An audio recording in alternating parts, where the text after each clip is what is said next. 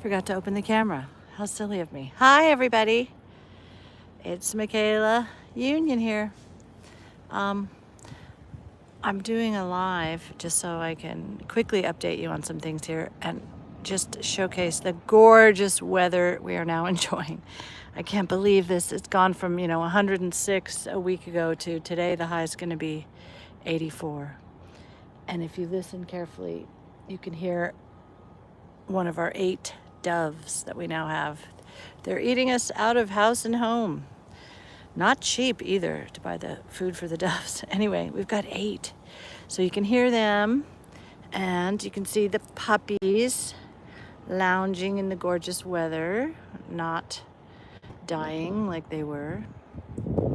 Yeah. Anyway, it's so beautiful here now. So I'm just going to walk around a little and see. Hummingbirds are even active. Hummingbirds are active today because they don't have to hide from the heat and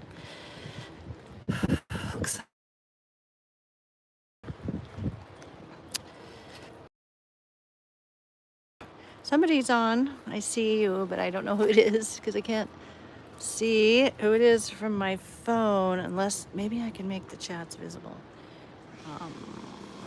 Okay, if someone chats, I might be able to see you.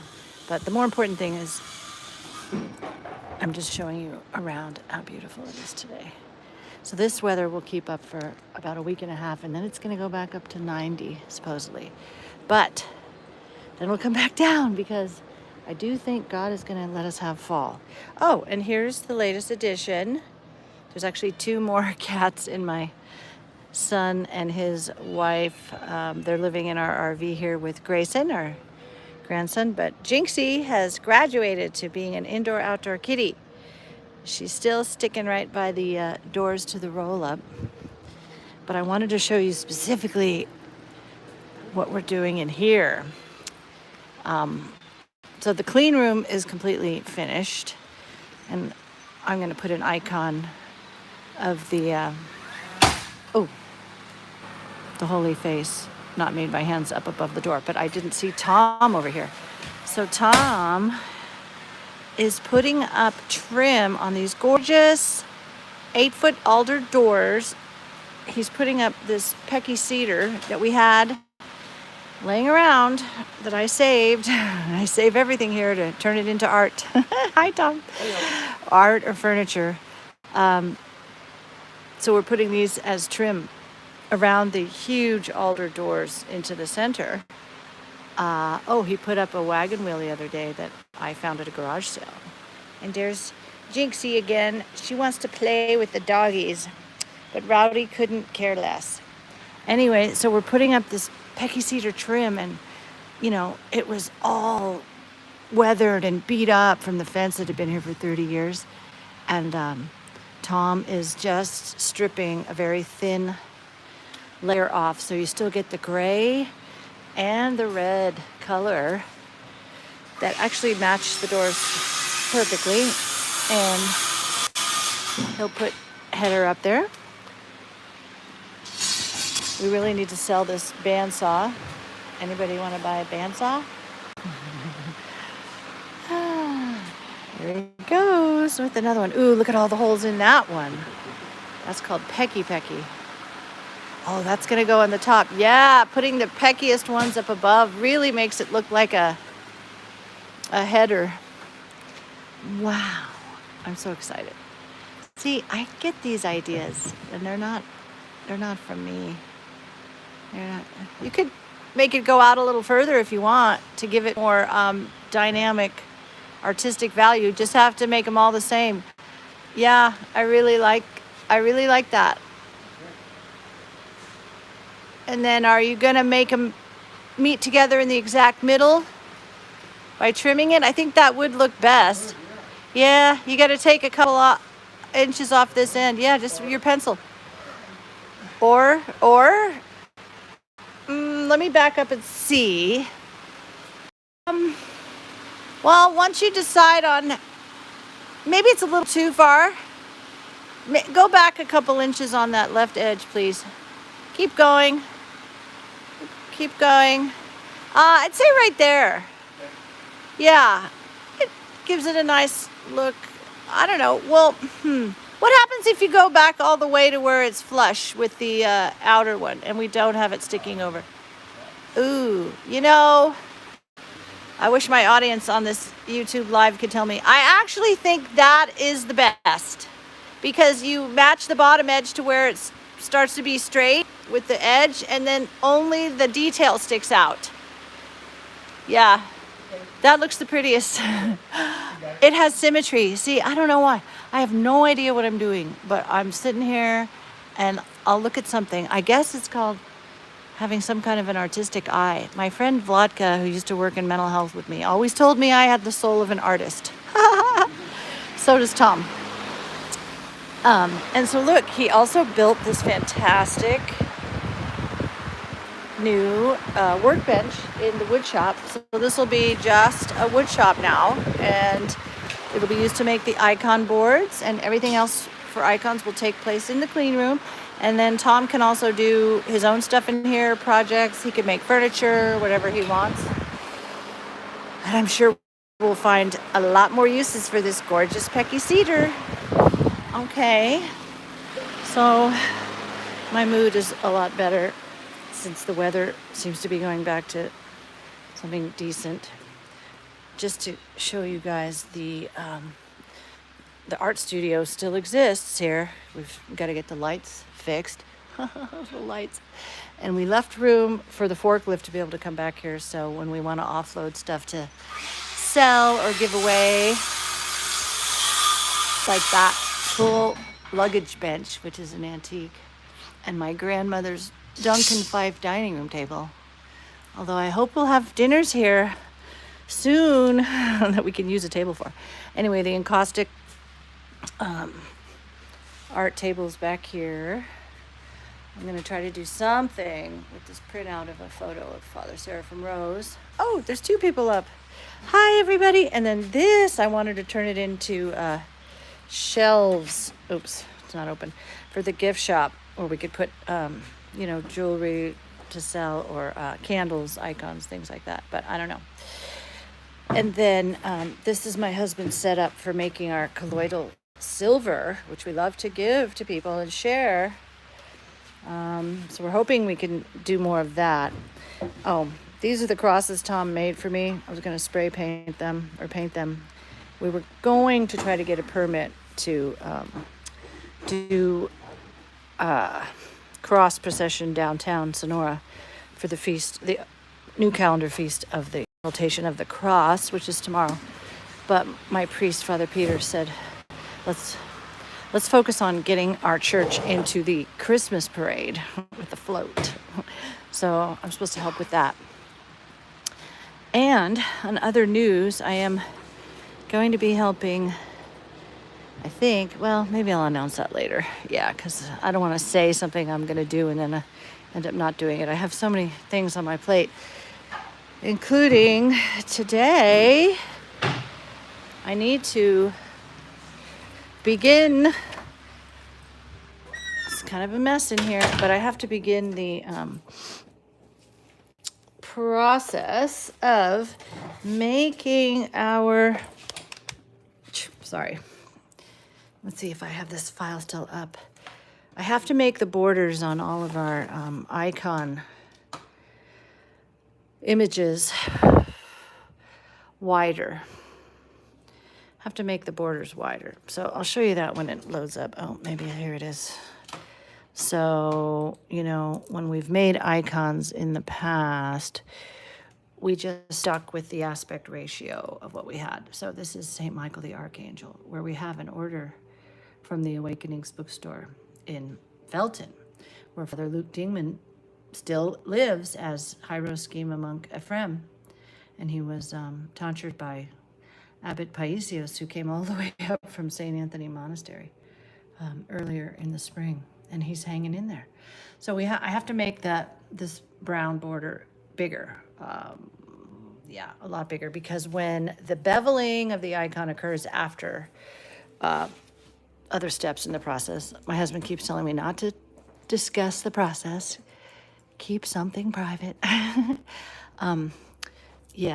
but if they're wider, it'll make it the process easier. And then I just want to show you one other thing. Look what we found, unfortunately, in the shop the other day. He got trapped in there and he was flying around, this beautiful specimen of a hummingbird, completely preserved and dried and gorgeous. Yeah, isn't he beautiful? So I'm gonna find a way to perch him up here in a nicer way. I definitely have to do a thorough cleaning and downsizing of this very busy prayer corner. Oh, and I got all these frames at, hi, Kristen, good to see you on there. Yeah, I know, we have 15 or 20, yep, when they get in. Well, we had our roll-up open, which is like a 16-foot high roll-up in the back to encourage him to go out, and all the other doors were open, but he didn't make it, so God gave him to me. I have 3 preserved birds now, 2 hummers, one was even a tinier baby, and then one, I don't know what it is, I'll have to show you. Anyway, I got all these frames, which I don't love them, but I got all these frames at our church rummage sale. So I definitely want to be able to offer photoshopped images of saints on our Union of All Icons website with the proper permission, of course, and sending a portion of the proceeds earned to the place where the image comes from, or the person. So anyway, so I think I showed you everything. All right, well, it's a gorgeous day. Let me go back outside over here. Tonight we have Vespers at 6, but it's so beautiful out here and very tolerable to be outside. Anyway, so we are having, Lord willing, 3 younger guys that we met up in Platina that are going to come, and I told them, bring sleeping bags and pillows because they can fling them down in here. This is my kitchen now. I gotta wash dishes, but this is where I prepare food. I just put a piece of this on the bench because we don't sit in here to eat, so it makes another place to prepare. And so there's a bed up here where one of the guys is gonna sleep, and then back here where we currently basically just use it as a closet. I have to move all these clothes to the storage facility. But 2 more mattresses, twins, for the guys to crash on while we attend the Feast of the Monastery of St. Silouan, a mere 10 miles away, which is where we're hoping to move the candle equipment to. But there's even possibility now that the monks and whoever, people from ROCOR, could come here and work the factory. Okay, 13 minutes. Wow. Thank you guys for watching. I love you. Keep praying. Oh, and we just priced out a whole bunch of materials for the pulling power over to this potential RV park spot. So our worker Tom knows a guy that is really old and can barely shuffle around his equipment yard with his walker, but he finally got out there, way up there in the hills somewhere, and he found a lot of the stuff that we need to pull power over to here, and it'll look old, like it won't be new equipment. Anyway, that's kind of good. And Diestel Turkey Farm, apparently, I don't know how badly their flocks have been decimated by the avian flu that's up here. That we just saw in the newspaper the other day that the Diestel turkey people are dealing with it. So I guess maybe they had to kill a lot. I don't know. We haven't talked to them in a while. Anyway, so yeah, we're moving forward on estimating costs to pull power over here. And then also we would need to pull water and sewer. So yeah, hopefully I will be taking more walks out into the Red Hills, you guys, and some live ones where we can go exploring, just like the Green Feathers took us out the other day, finding arrowheads. I'm going to take you guys on a walk to the opal mine that my husband used to have a claim on, an 80-acre opal mine. we don't have the claim anymore, but we still have access. So does everybody else, though. And to me, it looks like it's tapped out. I don't see any more opal up there, but it's this dendritic opal. Again, we have all the equipment to cut it, polish it, and make cabochons. Oh, yeah. Okay, Kristen, I'm going to do it. Maybe I'll do a short or something when I'm ready to announce that we're going to have the walk, and then I'll do it like the next day or something. But here's the dendritic opal that, I mean, there's tons of it around the yard here and inside. And so my actual engagement ring, isn't it neat? My husband made this cabochon and then mounted it. But what I see in it is so cool. To me, it looks like the dendritic part looks like black ink in the shape of a face. Like you could see the left eye, the nose, and the mouth. Isn't it neat? Yeah, and so dendritic opal, it starts out very white, you know, and kind of translucent because it has moisture in it. But over time, as it dries out, it turns more yellow and looks kind of more antique. All right, yeah. Oh, and this is howlite.